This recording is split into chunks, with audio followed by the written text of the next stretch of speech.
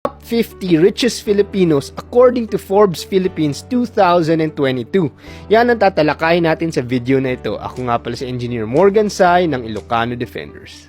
Ilocano Defenders. Para sa lahat. Ilocano Defenders.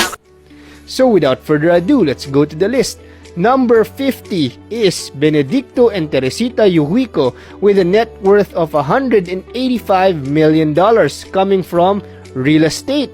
Number 49 is Philip Ang with a net worth of $190 million coming from mining. Number 48 is Frederick D with a net worth of $220 million coming from banking. Number 47 is Wilfred Stephen Uytengsu Jr. with a net worth of $230 million coming from milk industry. Number 46 is Tomas Alcantara with a net worth of $240 million coming from a diversified source.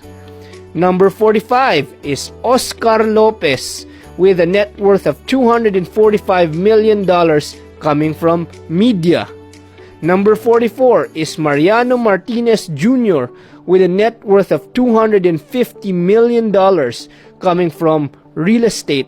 Number 43 is Jose Antonio with a net worth of $270 million coming from real estate. Coming in at number 42 is Alfredo Yao with a net worth of $280 million coming from soft drinks.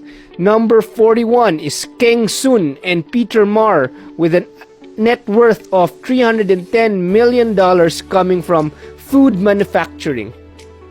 Number 40 is Ed Garcia II with a net worth of $330 million coming from fast food.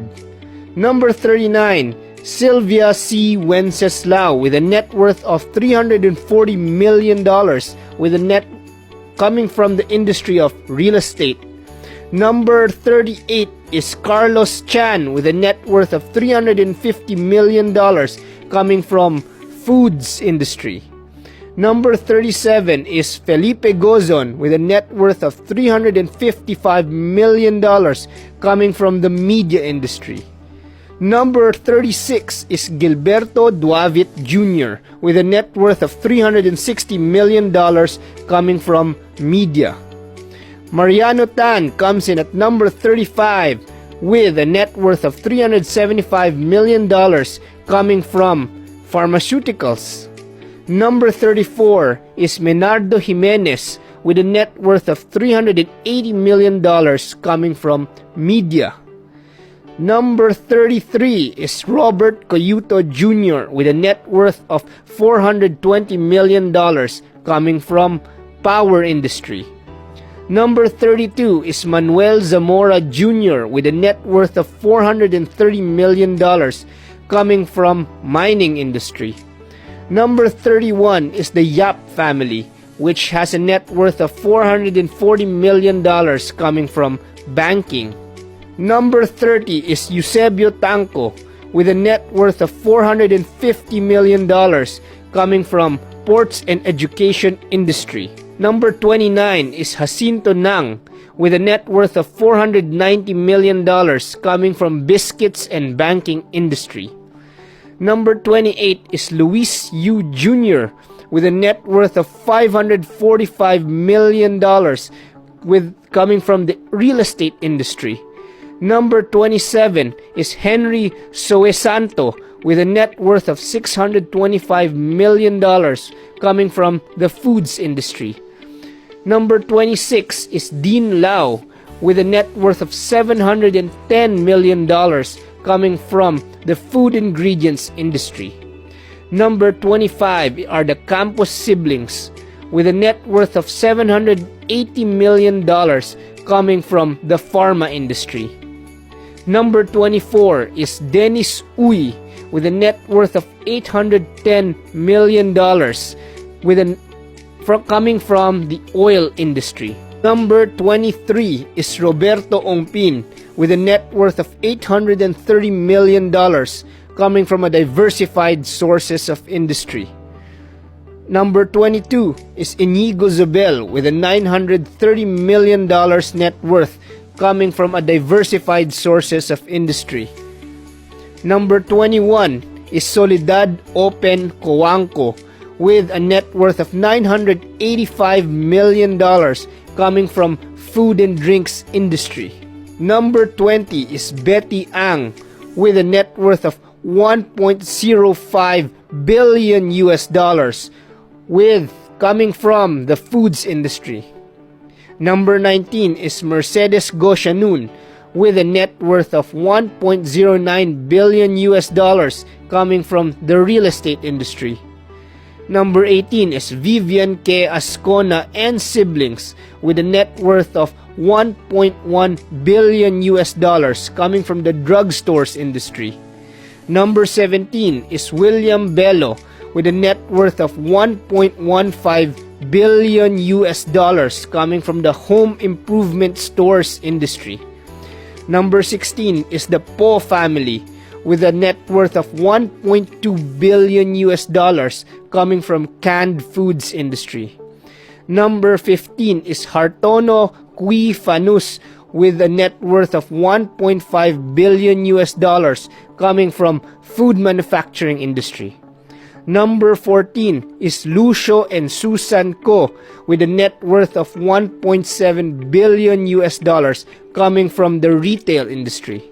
Number 13 is Dennis Anthony and Maria Grace Uy with a net worth of $1.75 billion coming from the telecommunications industry.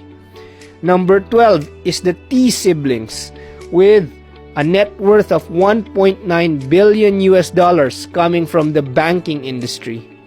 Number 11 is Lucio Tan with a net worth of $2 billion coming from a diversified source of industry.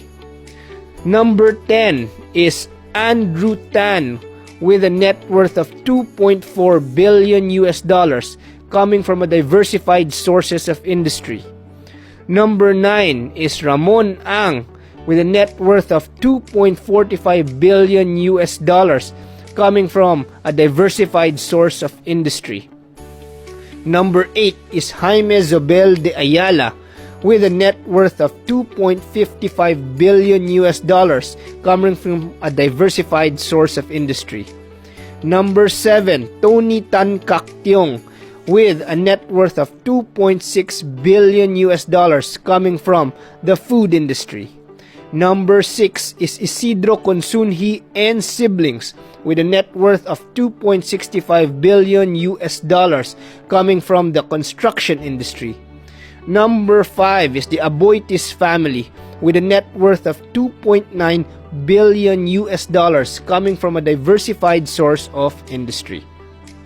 Number 4 is Lance Gokongwei and siblings with a net worth of $3.1 billion coming from a diversified sources of industry. Number 3 is Enrique Razon Jr. with a net worth of $5.6 billion coming from the ports industry. Number 2 is Manuel Villar with a net worth of $7.8 billion coming from the real estate industry. And number 1 are the C siblings with a net worth of $12.6 billion coming from a diversified source of industry. So that is the top 50 richest Filipinos that we tackled today. Maraming salamat po. Ilocano Defenders, para sa lahat. Ilocano Defenders, laban sa lahat. Ilocano Defenders, Ilocano Defenders.